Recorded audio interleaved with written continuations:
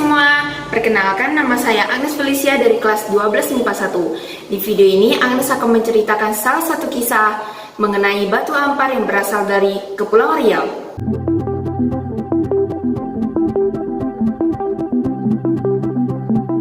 Batu Ampar adalah nama sebuah kecamatan yang ada di Kota Batam, Provinsi Kepulauan Riau.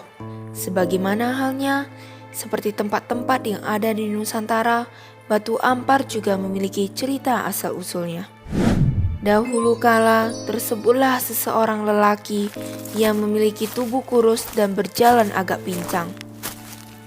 Meskipun dengan kondisi yang kurang meyakinkan, namun memiliki kegemaran berpetualang. Orang-orang memanggilnya Badang. Berbagai tempat dan pulau sudah dia singgahi, dari Kepulauan Riau hingga berpindah ke Bintan, Daik, Pulau Buluh hingga ke Tumasik. Ketika sedang berada di negeri Tumasik, Badang memutuskan untuk tinggal lebih lama dari biasanya. Di saat yang sama, sebuah kapal besar yang berasal dari India datang ke pelabuhan Tumasik.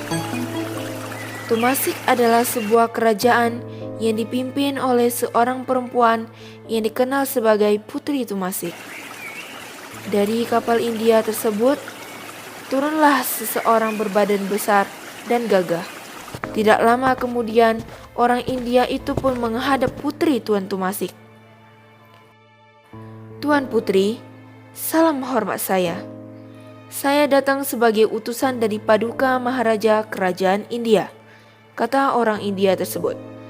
Selamat datang di negeri Tumasik. Apa Maharaja India mengirimkan pesan? Jawab Putri Tumasik. Begini Tuan Putri, Paduka Maharaja menyuruh saya menyerahkan 10 peti emas yang sekarang berada di kapal pelabuhan Tuan Putri, kata orang India itu. 10 peti emas? Kenapa Maharaja mengirimkan peti itu? Jawab Putri Tumasik. Begini Tuan Putri, 10 peti emas itu akan menjadi milik Tuan Putri dengan syarat adu kekuatan, ucap orang India itu. Tuan Putri pun menjawab dengan kebingungan. Adu kekuatan apa maksudmu? Saya melihat sebuah batu besar di dekat pelabuhan sana. Tuan Putri silahkan menentukan siapa yang akan dikirim untuk mengangkat batu besar itu. Jika orang yang Tuan Putri tunjuk menang, maka 10 peti emas itu akan menjadi milik Tuan Putri. Dan jika kalah, maka kerajaan Tumasik menjadi milik India. Saya memberikan waktu 7 hari dari sekarang.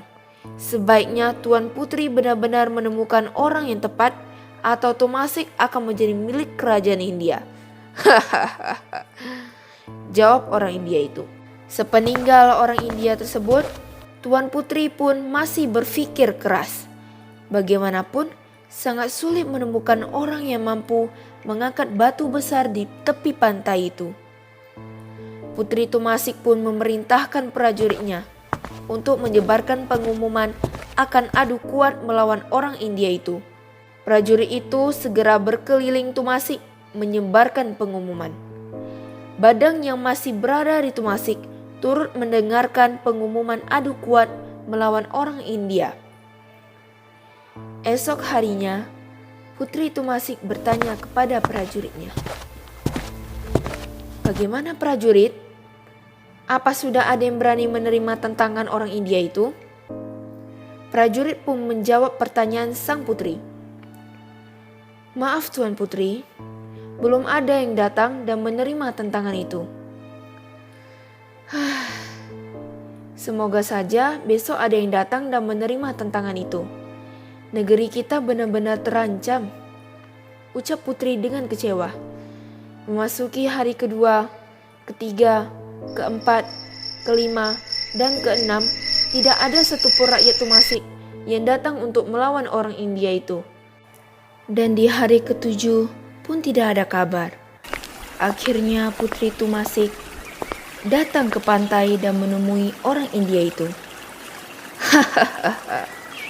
Tuan Putri, sepertinya tidak ada rakyat Tumasik ini yang berani menerima tantangan hamba, ucap orang India dengan sombongnya.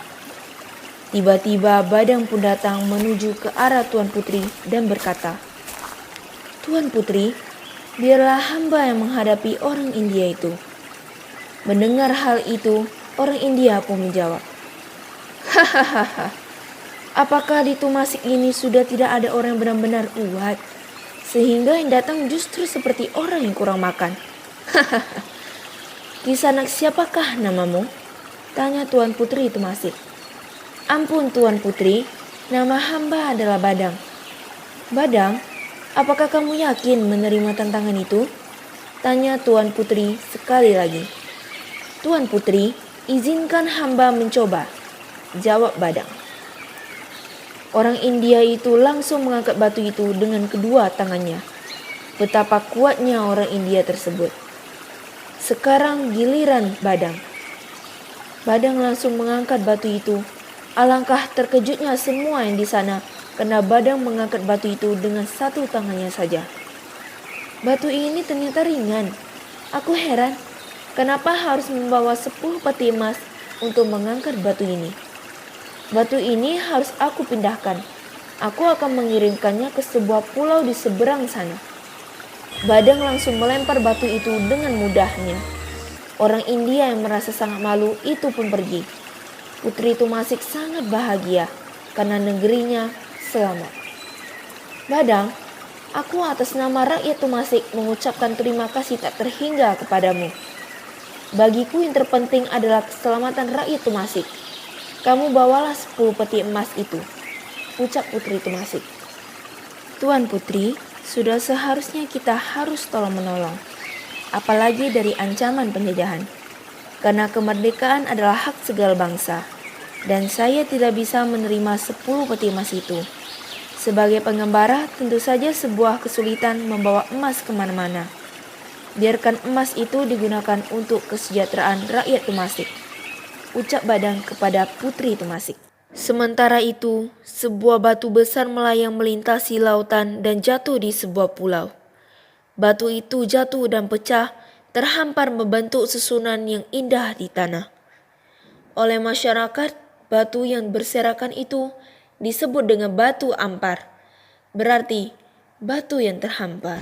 Pesan moral yang bisa didapat dari cerita kisah batu ampar adalah yang pertama, masalah tidak dapat diselesaikan dengan cara perkelahian. Yang kedua, janganlah sesekali menjadi orang yang sombong, karena sombong hanya akan merugikan diri Anda sendiri. Yang ketiga, rakus akan harta hanya akan menjerumuskan diri Anda ke lubang yang paling dalam, apalagi dilakukan dengan usaha yang tidak benar dan tidak mematuhi peraturan yang berlaku. Sekian dari video saya, terima kasih.